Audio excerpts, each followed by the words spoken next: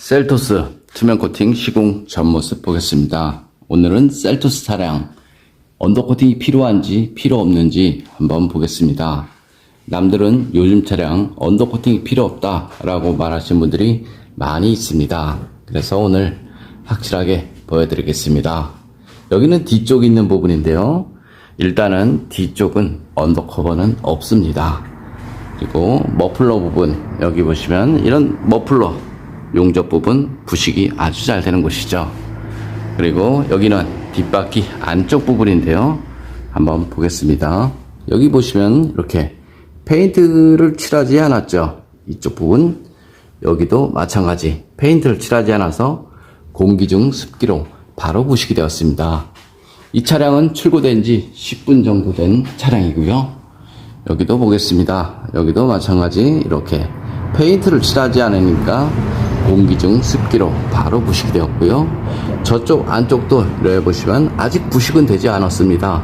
그런데 저런 곳에 물이 튀면 바로 부식이 되죠. 여기 보시면 이렇게 페인트 칠하지 않았죠. 그래서 눈길이나 빗길 주행을 하게 되면 부식은 빨라질 수밖에 없습니다.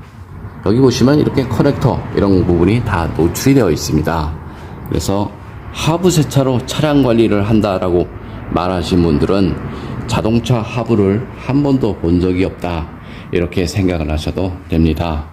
어떤 분들은 요즘 차량 언더커버가 잘 돼 있어서 염화칼슘 방지가 필요 없다 라고 말하신 분들이 많이 있습니다. 사실인지 아닌지 보겠습니다. 여기는 엔진 바닥면 부분이고요. 이렇게 보시면 이렇게 구멍이 다 뚫려 있습니다. 여기도 마찬가지고요. 구멍이 다 뚫려 있죠. 그런데 하부 세차를 하게 되면 이 안쪽으로 고압수가 들어가죠. 그럼 이 안쪽으로 고압수가 들어가 버리면 요즘 차량은 센서라든가 전기장치 이런 것들이 많이 있습니다. 여기도 구멍 뚫려 있죠. 그래서 전기장치 부분에 직접적으로 물이 닿아버리면 정기적인 문제는 발생이 될 수밖에 없고요. 여기는 바퀴 안쪽 부분인데요. 여기는 페인트를 칠했습니다. 여기도 똑같이 페인트를 칠하지 않았죠. 저 안쪽에는 부식이 살짝 보입니다. 신차했을 때 이 정도 부식은 어떤 차든 다 있습니다. 그런데 문제가 시간이 지나면 지날수록 부식은 여기 부품 전체로 번진다는 것이 문제죠. 그리고 물로 변한 염화칼슘 방지가 되어야 되는데요. 눈길 주행을 하게 되면 여기 바퀴 회전력에 의해서 염화칼슘은 커버 안쪽으로 다 스며들죠. 여기도 마찬가지고요. 다 스며듭니다. 그런데 여기 자세히 보시면 이렇게 구멍을 다 뚫어놨습니다. 그래서 눈길 주행을 하게 되면 염화칼슘은 여기 커버 안쪽으로 다 스며든다. 그래서 언더커버는 염화칼슘 방지가 안 된다라고 말하는 것이 맞습니다. 그런데 대부분 언더커버가 있어서 염화칼슘 방지가 된다라고 말하시는 분들이 대부분이죠. 그런 분들은 자동차 하부를 한 번도 본 적이 없는 사람이다. 이렇게 보시면 됩니다. 여기 구멍 다 뚫려 있죠. 하부 세차를 하게 되면 주위에 있는 오염물이 이 안쪽으로 들어가는 경우가 많이 있고요. 여기에 묻은 물은 건조가 쉽게 되죠. 하지만 여기 커버 안쪽으로 들어간 염화칼슘이나 오염물 제거 자체는 어렵습니다. 여기 겉면은 주행을 하게 되면 금방 건조가 됩니다. 하지만 속으로 들어간 염화칼슘 이런 것들은 제거 자체가 어렵죠. 그래서 요즘 차량 언더코팅 필요 없다라고 말하신 분들은 자동차 하부를 한 번도 본 적이 없는 사람이다. 저는 이렇게 보고요. 그럼 투명 코팅 시공 후 모습 한번 보겠습니다. 셀토스 투명 코팅 시공 모습 보겠습니다. 여기는 엔진 부분이고요. 엔진하고 미션 모두 코팅이 되었습니다. 여기 앞쪽 멤버 있는 부분인데요. 자세히 보시면 이렇게 금빛으로 보이는 것이 있습니다. 투명 코팅제 같은 경우는 이런 상태에서 코팅을 해도 전혀 부식 안 되니까요. 걱정 안 하셔도 됩니다. 페인트가 까져 있기 때문에 이런 상태에서 하부 세차를 하거나 눈길 주행을 하게 되면 부식이 빨라지는 것은 너무나 당연한 현상입니다. 자동차는 부식이 잘 되는 곳과 덜 되는 곳이 있습니다. 쉽게 말하면 염화칼슘이 흐르는 곳은 부식이 덜 되고요. 염화칼슘이 머무는 이런 홀 안쪽 이런 곳은 부식이 아주 잘 되죠. 눈길 주행을 하게 되면 물로 변한 염화칼슘은 이쪽에서 흘러서 이 안쪽 차체 속으로 유입이 되죠.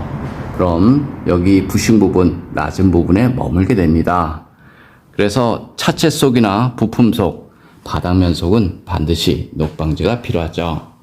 예전 같은 경우는 자동차 녹방지하고 지금 차량의 자동차 녹방지는 전혀 다릅니다. 예전 같은 경우는 염화칼슘 사용량이 없었고요. 그때는 돌팀으로 인해서 부식이 발생이 되었습니다. 그래서 이런 바디면에 두껍게 돌팀 방지만 하면 자동차 부식 방지는 걱정 없었습니다. 하지만 지금은 돌팀으로 생기는 것이 아니고요. 물로 변한 염화칼슘이 이런 볼트, 너트 이런 부품 속 작은 틈새 스며들면서 발생하기 때문에 예전 방식 그대로 바디 겉면에 두껍게 코팅을 하면 자동차 녹방지하고는 상관이 없습니다. 예를 들어서 염화칼슘이 흘러서 차체 속으로 들어갔으면 자동차 녹방지는 차체 속에 주로 하시는 것이 좋습니다. 바디 겉면에 아무리 두껍게 코팅을 해도 자동차 녹방지하고는 별 상관이 없습니다. 머플러 코팅 모두 했습니다. 머플러 코팅을 하려면 최소 내열 온도가 600도 이상 되는 내열 페인트를 이용해서 시공하시면 되고요. 처음 시공을 하고 나면 10분 정도는 연기가 납니다. 연기가 나고 나면 그 다음부터 냄새 이런 거 없으니까요. 걱정 안 하셔도 됩니다. 좀 더 자세한 내용은 네이버에 코팅나라 검색을 하면 제 블로그가 있습니다. 이상 코팅나라에서 알려드렸습니다. 셀토스 엔진 코팅 시공 모습 보겠습니다. 앞쪽 플라스틱 부분 코팅하게 되면 먼지 부착률이 적어서 엔진음이 깔끔하죠. 여기는 휴즈 박스 안쪽 휴즈, 릴레이, 어스 부분 모두 코팅이 되었습니다. 여기는 배터리 플러스 단자, 마이너스 단자, ECU 모두 코팅이 되었고요. 엔진 본체를 보겠습니다. 엔진 본체를 보면 점화 코일, 커넥터 이쪽 부분도 마찬가지 센서라든가 커넥터 이런 것들이 굉장히 많습니다. 엔진룸 코팅의 가장 장점은 엔진룸 안에 습기나 먼지로 인한 정기적인 트러블 이런 것들을 방지할 수 있습니다. 코팅제가 건조가 되고 나면 커넥터, 센서 잘 빠지고요. 무상 수리받는데 지장 없으니까 걱정 안 하셔도 됩니다.